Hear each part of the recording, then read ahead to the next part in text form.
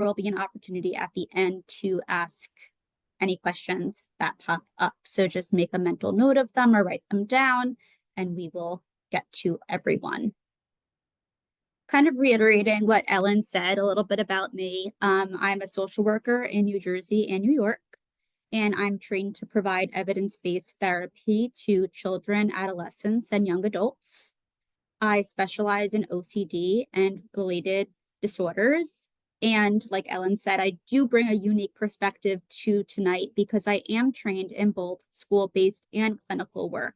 So I'm able to really speak firsthand on how OCD can be disguised as ADHD in a school setting.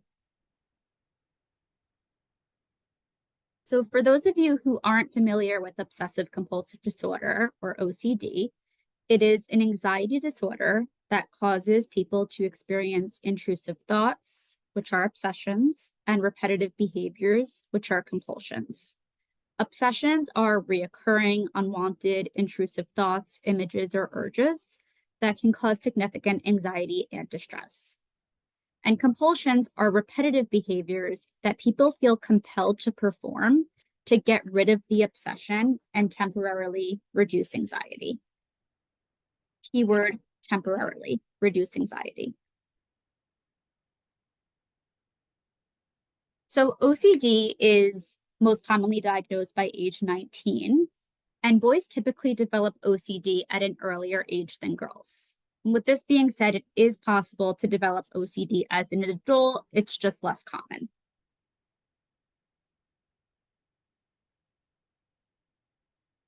Oftentimes, when a child and family comes to my practice, they'll say, "Why do I have OCD?" And while we typically don't know for sure why someone may have OCD, we do know of studied risk factors. So one of the risk factors is genetics, and OCD may have a strong genetic component. So someone with a history, with a family history of OCD may be predisposed to developing the condition themselves. Another risk factor is your brain biology. So research has proven that serotonin and how we process it may be associated with OCD.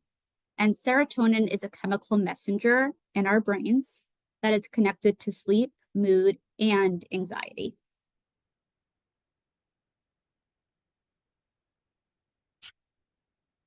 So after experiencing a traumatic event, a person is more likely to develop depression and anxiety.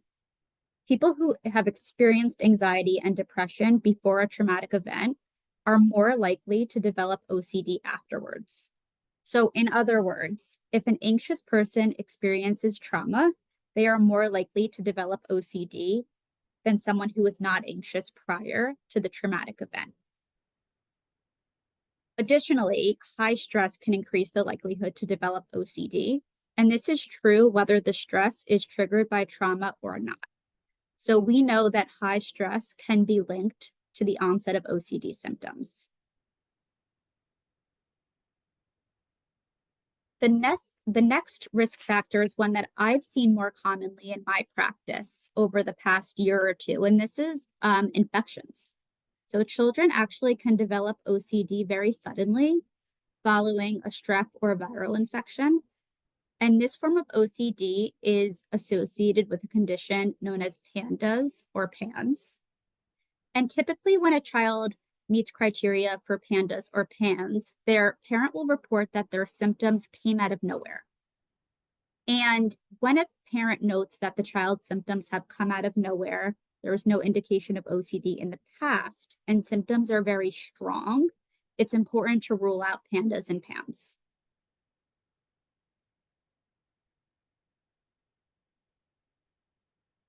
So I think it is extremely important to go through the misconceptions about OCD because I feel like OCD is very misunderstood.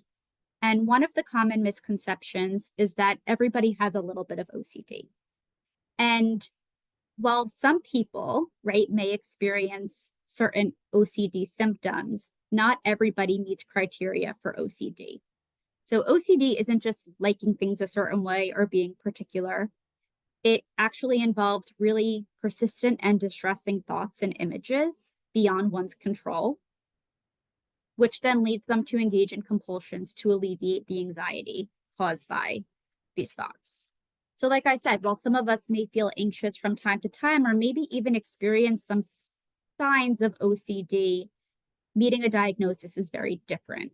And when, thinking about what makes someone meet the criteria for OCD, we really look at how their obsessions and compulsions interfere with their life.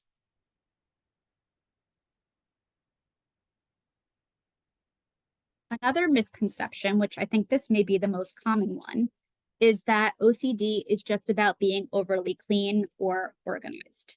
So yes, sometimes people with OCD symptoms can experience the need to have things excessively clean or excessively organized, but there are also so many different types of OCD symptoms that a person can experience. And some of these include contamination obsessions, harm-based obsessions, sexual obsessions, somatic obsessions, morality obsessions, and religious obsessions.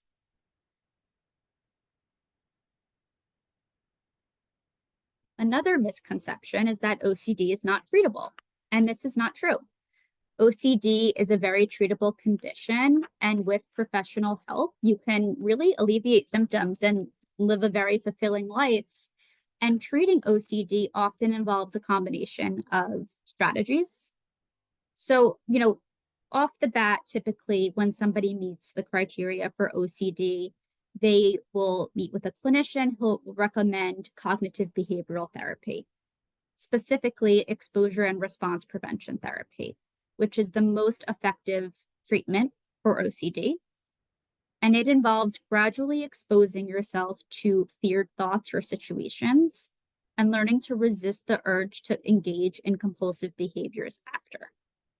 And sometimes when OCD is really severe, therapy on its own is not as effective and doesn't provide the relief that somebody's looking for. And in those cases, your therapist will probably recommend adding in medication. So there are so many SSRIs now that are FDA approved and commonly prescribed at a high dose to alleviate OCD symptoms. And the combination of therapy and medication is highly, highly effective in treating the really sticky OCD cases.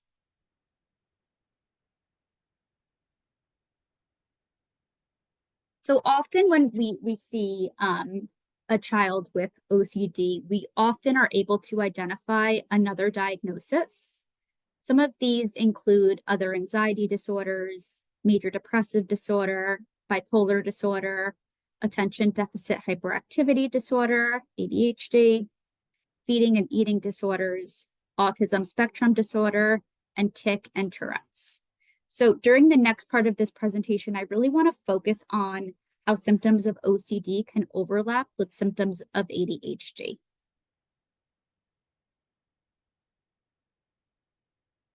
So while looking at this slide, if you or a loved one has ADHD, you may recognize that some of these symptoms seem familiar. So these are some common signs of childhood OCD. A child may do things over and over again until they are just right. Your child has big emotional reactions to small things. They will arrange or order things in a very specific way. They may question, judge, or criticize themselves harshly.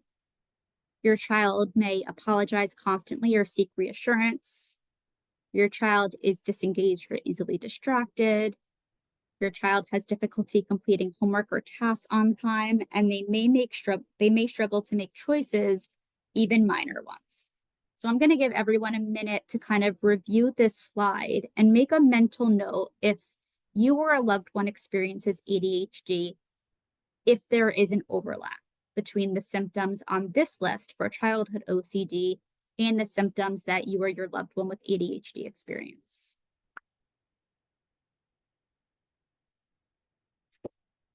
So if you are able to note any common symptoms, it is because there are a lot of shared symptoms between OCD and ADHD, such as difficulty completing tasks on time, struggles with time management, avoiding doing certain things like homework, chores, or activities, being easily distracted, having trouble focusing, having difficulty sitting still for long periods of time in specific settings, judging yourself harshly, observing a decline in grades or performance.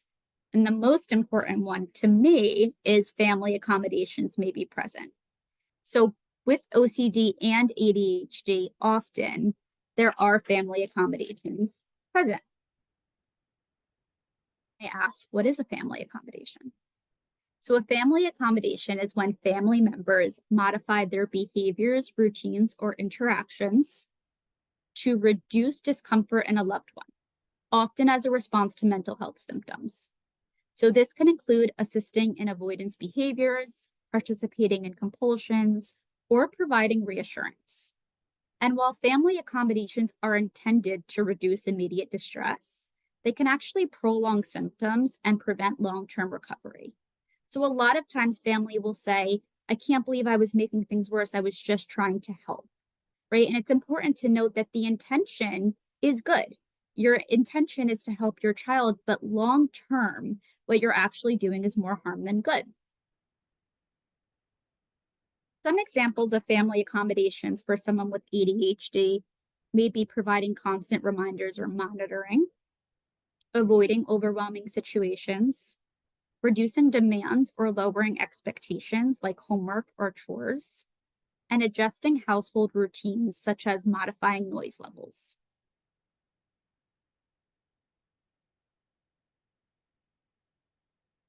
Some family accommodations for OCD can include participating in OCD rituals, like checking the locks, washing hands, or changing clothes, in addition to providing reassurance. So I like to use the example of a child with contamination obsessions when describing what OCD reassurance looks like. Oftentimes, if a child presents with contamination obsessions, they will ask constantly, is this clean? Are your hands clean? Is this dirty?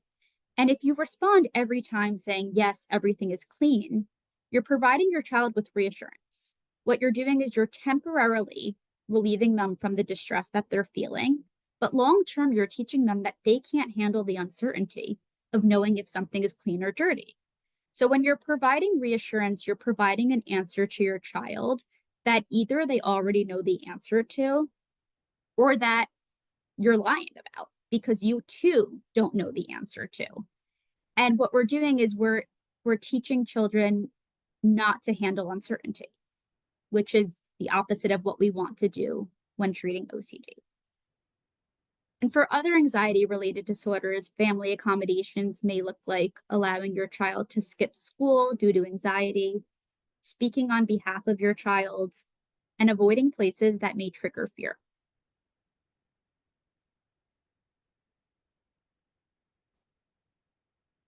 So a lot of people will ask, well, if accommodations at home are bad, what about the accommodations that my child is given in school?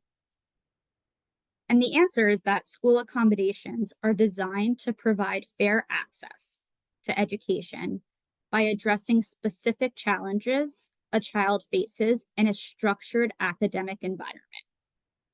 So these accommodations, such as extended time on test or seating arrangements to minimize distraction, help level the playing field without compromising the development of core skills. So school accommodations do not compromise the development of core skills. However, excessive accommodations at home can restrict a child's growth by fostering dependency rather than resilience. For instance, parents completing tasks or excessively adjusting routines can prevent the child from learning critical life skills like time management, problem solving, and self-regulation. So there is a really big difference between school accommodations and accommodations at home. School accommodations, like I previously said, help the child feel strong and confident while working within the rules and structure around them. However, home accommodations may reinforce avoidant behaviors and limit opportunities for building independence. So one of the first things I like to do when I work with a family who someone in the family recently had an OCD diagnosis is going through what home accommodations are currently present. Because once we identify the accommodations that are present, We have a very strategic and intentional way of reducing the family accommodations to empower the person with OCD to be able to face their fears independently.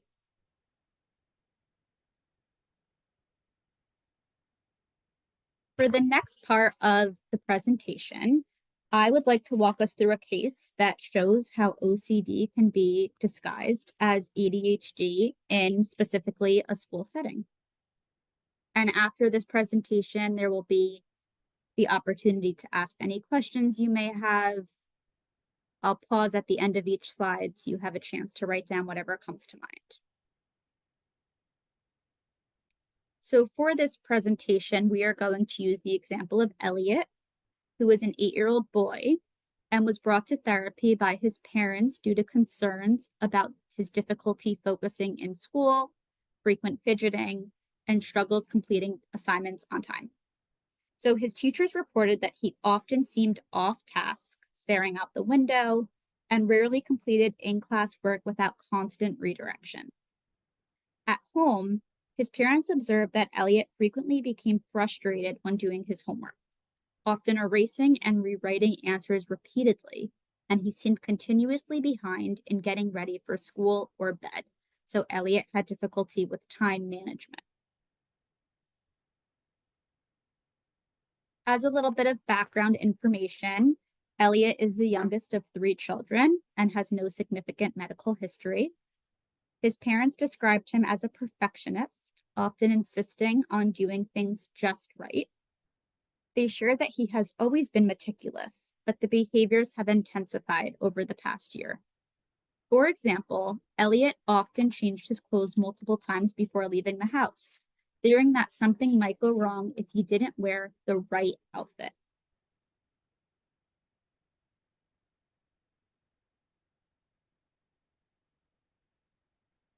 So during the initial intake with a therapist, Elliot appeared shy but cooperative.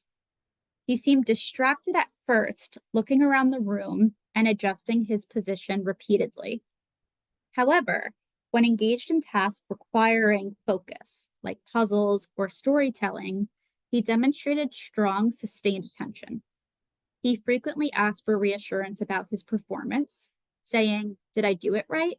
and expressed visible discomfort when he thought he may have made a mistake.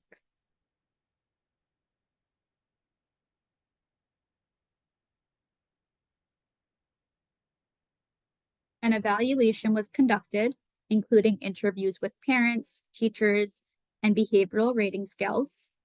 And while Elliot's behavior initially suggested inattention for ADHD, his parents' reports highlighted that his distractibility was often linked to intrusive thoughts, such as whether his work was perfect or whether his answers would cause problems.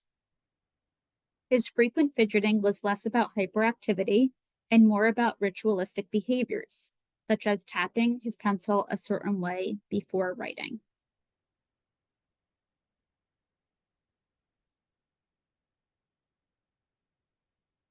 Elliot also disclosed that he felt compelled to redo assignments because of a persistent fear that bad things would happen if he made errors. His challenges in completing tasks stem more from the time-consuming nature of his rituals, like erasing repeatedly or rewriting, rather than from an inability to focus. So based on this assessment, which I'm sure many of you have come to this conclusion by now, Elliot's symptoms were diagnosed as obsessive-compulsive disorder, and they were very distinct from ADHD as they were driven by intrusive thoughts and compulsions rather than impulsivity and inattentiveness.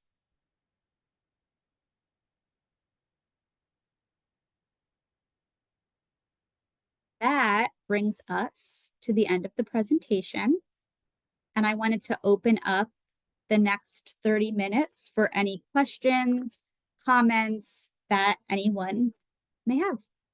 So I'm going to unshare my screen.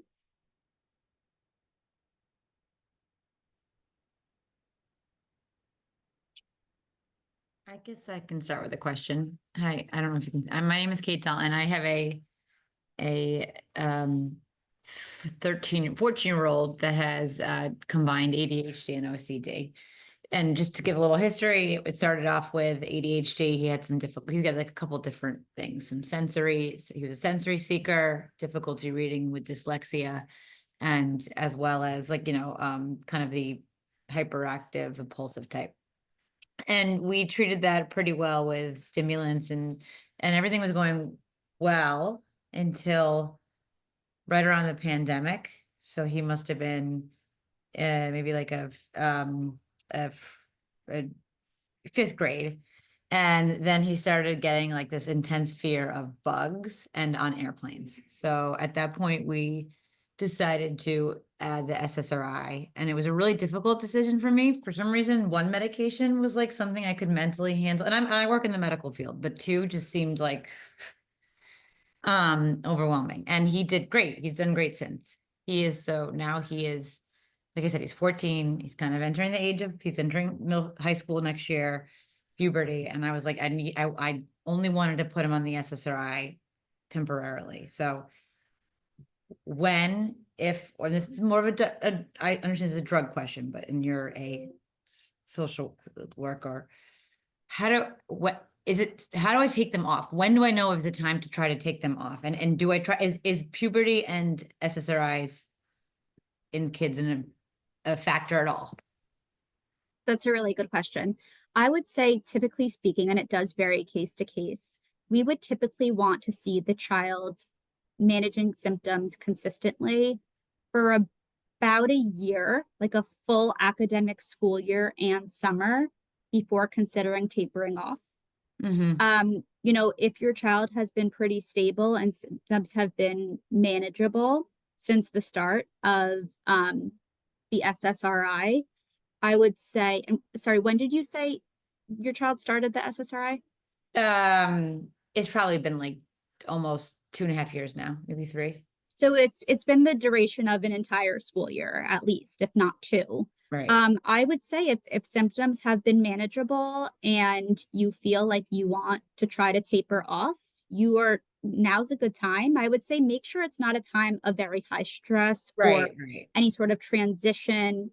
We never want to recommend tapering off at the start of a new school year or the start of a new summer camp.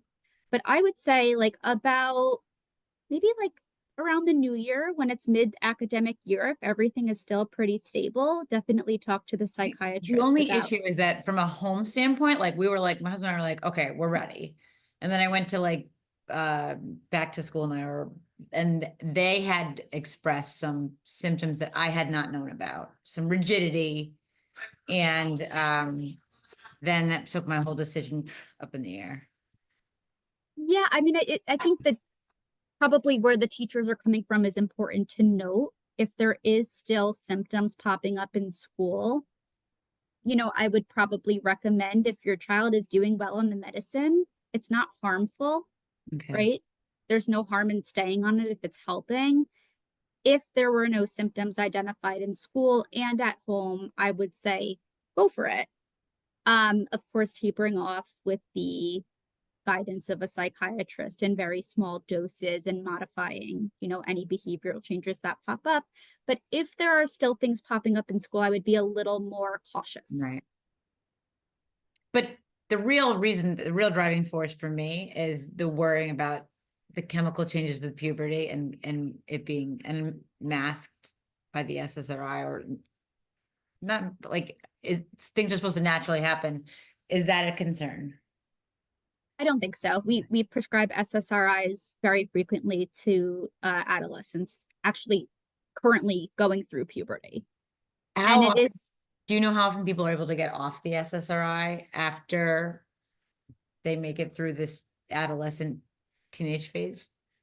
I mean, I think it's very common to taper off of an SSRI. I mean, I know adults that have been on it since they were children.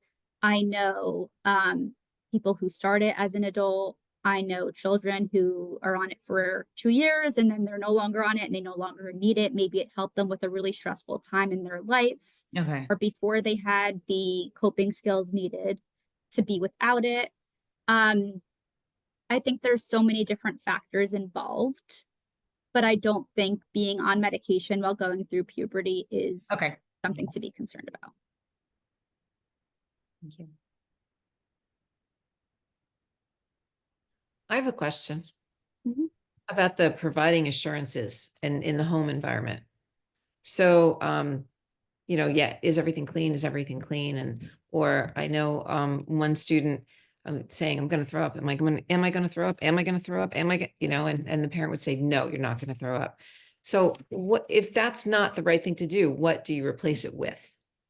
That's a really good question. And I like the example of the will I throw up, because that's a very common OCD obsession that we see. It's actually has a name, and it's called emetophobia. And it is the fear of vomit. And we see that a lot in children. So, it's hard to recommend removing a family accommodation before the child has the skill set that they need to be able to work through uncertainty. So I would say when a child starts therapy, the first thing that the therapist will work with them on is being able to handle uncertainty. And once they start to prove that they have the skill set too, that's when we would recommend reducing the family accommodation or reassurance seeking in this case. So the parent would respond and say, I don't know if you're going to throw up or not. There's no way for me to know. End the conversation, which often will result in the child experiencing a lot of anxiety, at times some behavior dysregulation. But what you're doing is you're teaching your child that they can work through the uncertainty. And then next time they have the thought, will I throw up? And they don't get the answer, they'll be more confident in their ability to work through it. Is that, a emetophobia? Is that how you pronounce it? Yeah. Is that something that you've seen hangs on? Because from my experience with this one child who's now 21 has hung on, continues to hang on. Yeah, I think OCD is a very sticky diagnosis. And the reason people develop OCD is because their thoughts stick. And when thoughts stick, they can stick for a really long period of time.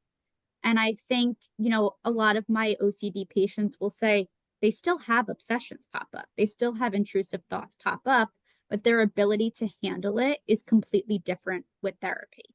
So they may still worry time to time that they're going to get sick, but they're not spiraling because of it. They're not, their ability to function in day-to-day life is not being derailed because of it. So ERP therapy is really about building confidence that the person can handle the uncertainty. So yeah, it's really common for symptoms to stick, sometimes throughout the span of a lifetime. We like to say OCD, there's no cure, right? There's not a cure for OCD, but there is treatment to help significantly reduce symptoms and live a fulfilling life with it. So the answer is, yeah, it is common. And with the right therapy, it becomes a lot less impairing. I had a little funny story is I actually had a patient email me last week saying, you're not going to believe this. I just threw up.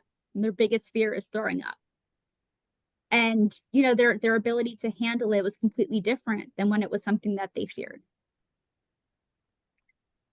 So I have a question. So you said you teach skill sets to handle uncertainty. Oh, and that's part of the treatment. Can you give us some examples of skill sets and how you teach and what that's like? Yeah, for sure. So I think, one of the things that we are really cautious about when treating OCD is not to use coping skills as a form of a compulsion. So it's really important that when we teach a child to manage OCD symptoms, we're teaching them how to be functional with the anxiety that they're experiencing. So we're not trying to avoid the anxiety or replace the anxiety or the compulsion with a new behavior. Instead, we're trying to remain functional with it. So an example that I love is, I'll engage a child in a really difficult exposure where I'm having them lean into the uncertainty that something really bad may happen. And instead of just sitting for an hour with that anxiety, I say, what do you want to eat? And we go for a walk and we go get a snack. And by the time we're back from a snack and we're having conversations about other things, the anxiety doesn't feel as strong. So we're teaching the skill of functioning with anxiety. I think if a patient can walk away from therapy being able to say, I'm anxious and I can do the things I want to do, then they're going to be successful. So it's a little confusing. You try not to replace, but it does sound like you're distracting. Distracting, remaining functional. We like to use the terminology remaining functional. So what does that child need to do in a typical day, right? They need to do their homework, they need to eat, sometimes they go to sports or dance. So we're encouraging the child to continue doing the things that they need and want to do in a day with the anxiety that they're experiencing, as opposed to saying, every time you feel this intrusive thought, take 5 deep breaths. Okay, so you're keeping them moving in life in some ways, as opposed to stress reduction. Yeah, encouraging the person to be able to do the things they need and want to do in a day while feeling anxious, as opposed to needing to stop their day and deal with the anxiety. So that's different than people who have compulsions, like, they have to turn the light switch off and on 3 times or not step on cracks or that kinds of things. Is the treatment the same in terms of functionality, and what does that Yeah, look like? Totally. So whatever the compulsion is, when the urge arises, we resist the urge to engage and remain functional. So let's say a child is fearful of eating red 40. This is a common one. Red 40 is a food dye in certain candy that has been studied, linked possibly to cancer. And a lot of kids that come in with, worry about getting sick or death and dying will worry about red 40. Yet, the child that comes in loves M&Ms. So we put out a bowl of M&Ms and we chat and we play games and we eat M&Ms. And when the child wants to do a compulsion, such as ask if they're going to be okay, or go on the internet, or scan their body, we resist the urge to engage in that behavior and we remain functional. So we would continue chatting as we were. We would continue watching a show. We wouldn't stop what we're doing to engage in the compulsion. So it sounds like you work outside the office as well as in the office. I'm out of the office more than I'm in the office. Yes. I think that's one of the things I love the most about treating OCD is that we can be extremely creative in how we target symptoms. And being in New York City, where our office is located, is a huge advantage. We're constantly going around the city and facing fears. Interesting. Yeah. So I see Margaret Danishevsky has a question. Do you encourage at any point the child to talk about their anxiety, if they can, or their fears? Is there space for that? Is that not a good idea? Yeah, that's a great question. I think, when assessing a child's OCD symptoms, there's a lot of talk therapy involved. You're really trying to get to the root of the fear. What is the core fear here, or the obsession? And once that's identified, the therapist will work with the patient in creating a very intentional hierarchy on their fears, ranged from least feared to most feared. And one by one, you're facing each fear. And while you're doing that, you're leaning into the uncertainty that it may come true. So there's a lot of talk therapy involved because we're constantly talking about the possibility of the fear coming true, because we never know for certain what is going to happen.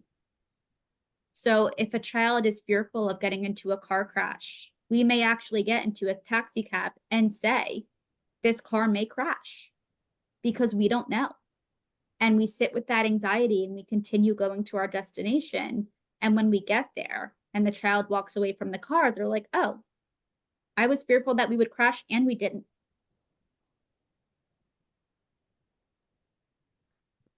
And when they're going through the experience that's fearful for them, do you encourage them to talk about it or just go with their cues? in terms of like, okay, so on that car ride, for example, is the child likely to voice how they're feeling if they're feeling very anxious? Yeah. Yes, yes. One of my most commonly used phrases is on a scale of 0 to 10, how anxious are you right now?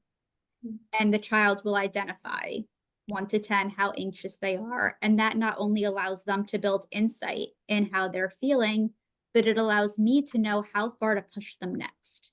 If a child's reporting very, very low anxiety after an exposure, I'm like, great, we're ready for the next thing. But if they're reporting a 9 or 8, 9, 10, I know that we need to repeat this exposure many more times before moving on. So there's constant communication. I have patients say all the time to me, can you stop asking me that? Like they get annoyed. But I'm like, no, I won't stop asking you that because we need to know. But it must be hard for some kids that aren't necessarily in touch with that their anxiety is anxiety. Like, what do Yes. they do in those situations when they have no insight in that they're just being fixated on something, but not realizing it has anything to do with it? I would say before even engaging in exposure work or creating a hierarchy, we build insight. So that's How do you step do one. that? So you can build insight in many ways. I think sometimes, it depends on the age and the development of the child, but when talking through what OCD is and what anxiety is, we typically use like a presentation, almost what I presented tonight, but in a more child-friendly way. So the child's able to read what is anxiety, what is OCD. We go through a symptom checklist, which has hundreds and hundreds and hundreds of OCD symptoms that children can identify with. And once we identify their obsession, that's when we take treatment to the next step and we create a really personalized plan. But before that, we're really building a ton of insight. We want the child to know exactly what they have and what we're treating. And we use a lot of visuals. So for the really young ones that may not be able to know what it means to be a 0 or a 10, we have a handout that we bring with us. And it has, the number 0, no anxiety. The number 1, a little bit of anxiety. We even have one with facial expressions. So we're really able to use the resources that is geared towards that child's level of insight and developmental level.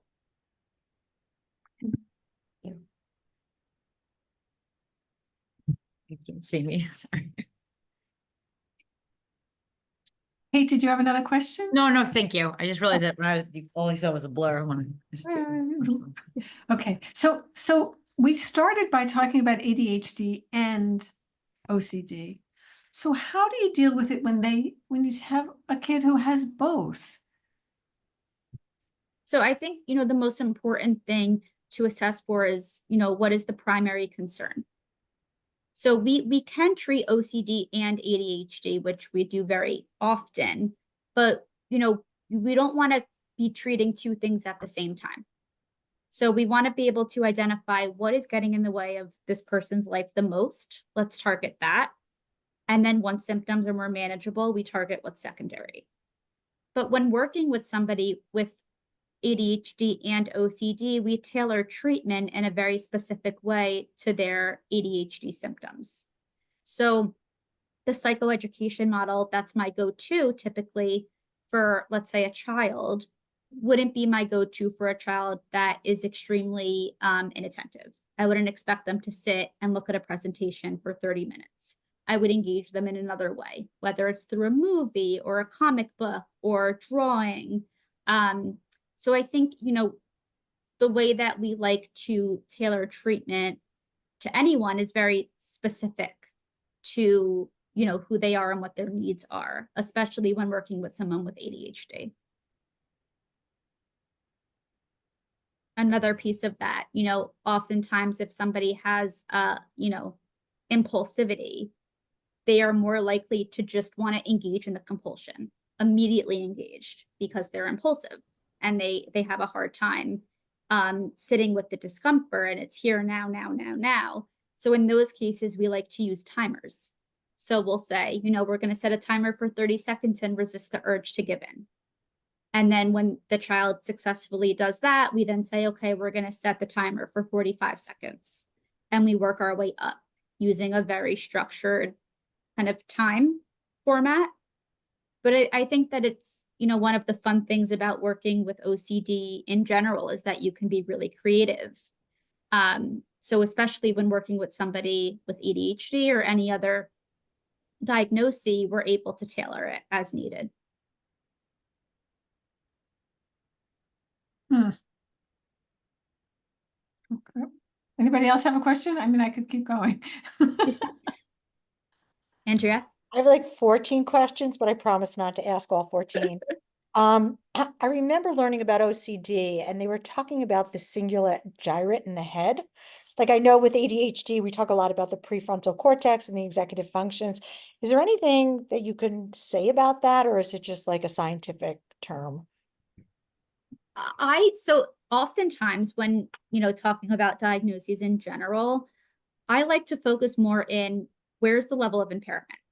I'm not as focused on kind of, I think for some people, they really want to know why this is happening in their brain and what chemicals are involved and what cortex. But for me, my style as a clinician is more just to focus on the behavior. What's getting in the way? How do we prevent it from getting in the way? How can we live the most fulfilling life possible? Less focused on the why and more focused on the how do we treat. So I'm not the best person to answer that question. No, that's fine. I'm just thinking, like, I know with ADHD, when we get a diagnosis, it's like, okay, I'm not broken. Like it's a faulty wiring or, my brain structure. And then I was just wondering, like, that feeling of I'm not crazy with these. It's Totally. because my singular Totally. gyrate is stuck. Yeah. So Yes. I think for OCD, as we previously talked about offline, Andrea, is that there's a lot of shame and guilt sometimes associated with symptoms because a child will, or a person will feel like, why am I having these thoughts? What does it say about me? Am I a bad person? Do I want these thoughts? And there's a lot of shame and guilt around that. So I think when somebody is given an OCD diagnosis and they really come to an understanding, that is very therapeutic in itself, to just know that these thoughts are not a reflection of them. They have no reflection of their morals and values. They're just intrusive thoughts and they're out of our control and it's not who you are. I think that provides so much relief to anybody. agreed. If at the end you could talk a little bit about some of the books that you recommend, but other than that, I'm going to let other people talk. Thank you. Yeah, for sure. I'm wondering if there's any other questions or if anybody's in need of a specific resource. I can talk about some books that I recommend, but maybe there's something specific that anybody's looking for. Well, I'd like to know more. So you had a slide up of the different ways OCD manifests. And like, I know so much about ADHD. I feel like it's everywhere. And I don't know much about OCD. And so like when you were giving, I didn't know what you meant by some of those examples, and you don't have to go through them with me, but yeah, I'd like to understand, or that even that list you give to the kids. Yeah, If I could see that list, it would help me. Yeah, I understand. think that OCD is very misunderstood. The go-to is to think it's about being clean or organized or a perfectionist, but symptoms are a lot more complex than that. So obsessions can range from, harm-based obsessions to contamination obsessions to somatic obsessions. And what that It's a really somatic means, obsession. what that really means is Okay. that, the core worry typically has a theme. So for example, a somatic obsession may look like a child who will constantly be checking their throat or their stomach, or they have a bug bite. Is it going to spread? A lot of obsessions based on the body and different sensations or stuff. What about smells? Can it be a smell thing? Yeah, there's no limit in what Okay. what an obsession can be. For OCD, we see them all. So yes, it can be a smell. We had a young child come in that always felt like they smelt fire and they were worried that there would be a fire. And we aren't able to know if the child was actually smelling fire or not. But what we did know is that there's always a possibility that there's a fire and we have to live with that uncertainty. So I think obsessions can really, there's a wide range of them. There are some obsessions that are a little more taboo that involve, sexual obsessions or harm-based obsessions. And those are the people that typically come in with the most shame and guilt because they feel, very ashamed of their symptoms, and they're worried what other people may think. Thank you. So before you were talking about sensory issues, and we see that a lot in adults and kids with ADHD. And your recommendation for kids who are OCD is, that they learn to tolerate it. But when we have kids with ADHD, perhaps we want to modify things for them or help them with it. And I'm kind of puzzling here about, at what point do we make modifications in the environment, and at what point do we, basically teach them to tolerate and, sort of keep being functional? Yeah, that's a good maintain question. I mean, the functionality. treatment for OCD is exposure therapy, but typical treatment for ADHD is not exposure therapy. So it really depends what the root of the sensory issue is. Is it a child who has OCD who cannot tolerate a sticky sensation? Or is it a child with ADHD who is not able to sit on a cold chair? So being able to identify where the sensory issue is stemming from will determine the course of treatment. For OCD, it will be exposure-based. It will be touching sticky things and feeling uncomfortable and handling it. But for ADHD, it may look a little bit different. So I would say, when looking at accommodations, it's important to work closely with a professional who can guide at what point do we accommodate and at what point do we reduce accommodations, because we don't want to be preventing the child from learning important skills, but we also want to even the playing field when we can. Sounds to me like the clinician, I mean, this is always true, right? The clinician is key, right? Absolutely. But especially in this very specific area, being able to tease out and really understand what is ADHD, what is OCD, and getting underneath the behaviors to determine the cause of the behaviors, right? Like that is fundamental. So you really have to have a clinician. Which that is clinician, really though? versed in these Like things. a psychiatrist, like we see once every 3 months, a social worker, like what type of clinician would be the person that would work with us to do that? I would say a mental health professional who was trained in the diagnosis. So, a psychiatrist typically is for medication management, while a clinical social worker or a mental health counselor or a psychologist is more suited to treat the condition in a more evidence-based behavioral way.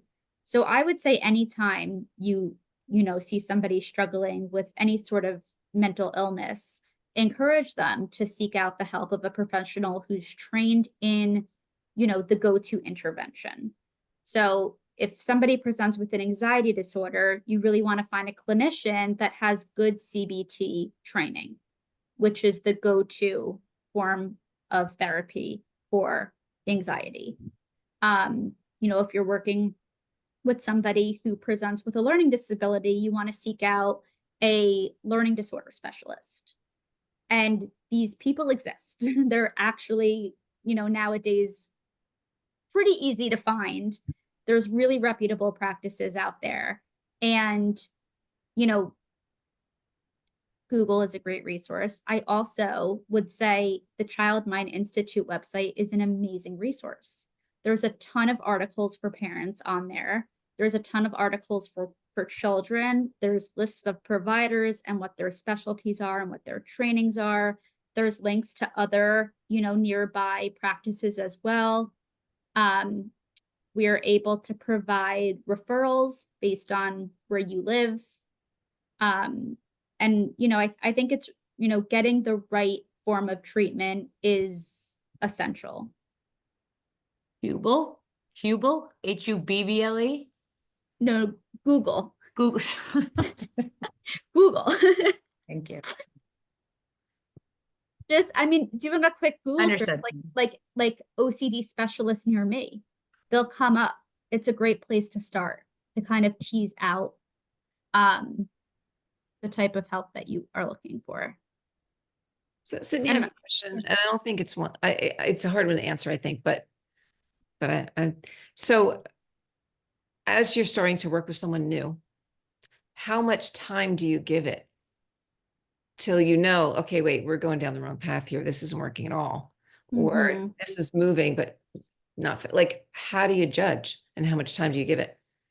That's a good question. I mean, I would say it's really important to kind of assess the level of motivation that the patient has to get better, and if they're putting in the work and following treatment recommendations outside of session. Because the point of therapy is to no longer need therapy, right? The goal is not to be in therapy forever. So what we want is we want to teach a skill set that the patient can use independently when they're not in therapy, because people typically are in therapy, once, maybe 2 times a week on an outpatient level. What about the 6 other days in a week, right? It's really on the patient to be using the skills. So if we're seeing a patient that's not getting better, the first thing we say is, what are you doing outside of session? Are you engaging in compulsions every time they pop up and you're only resisting with me? Or are you actively resisting at all times and you're not experiencing any relief? So we really want to assess, what the follow through looks like. And if there's any barrier, addressing it. So let's say there is somebody who's not following through. We want to look at why and how can we, break down that barrier so that there can be more successful follow through. There are times where, in specific cases, ERP is not for everyone. It is for most people, but there certainly are cases where ERP is not effective and you have to change the treatment modality. And there are other treatments out there for more complex OCD or treatment resistant OCD. But I would say ERP is most specialists go to. So we'd want to give it like a fair chance to work given the follow through from the patient. If a patient is reporting that they're following through and it's been 6 months, then we want to reassess. Okay. Or maybe consider adding in medication. Okay. Thank you.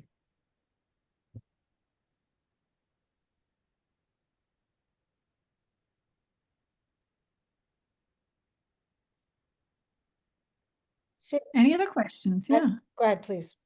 No, I just wondered if anyone else, Andrea, is that you? Yeah, I don't know if you know much about this because you're not a psychiatrist. Do you know anything about SNRIs on OCD? Yes, but I believe that it hasn't been FDA approved. It is suspected to work. I think it's been proven to be effective in certain cases, but there hasn't been enough research done for it to be the initial kind of go-to in terms of the line of medications. But Because there definitely are times that a psychiatrist will add that in. I'm just thinking of the impact of having that norepinephrine for the ADHD, and then how would it show up with the OCD? But thank you. Yeah, it's definitely, I mean, I think psychiatrists are also becoming a lot more creative in the type of medication regimen that they come up with based on symptoms. And, sometimes I'll see a patient with this list of medications that make absolutely no sense to me, but they're doing great. So there's something to be said about mixing and matching when a case is more complex and treatment resistant that can have amazing results. Thank you. I always say, when somebody's feeling hopeless, there's always more to do. You haven't run out of options. There is always more that can be done, whether it's medication or therapy or anything.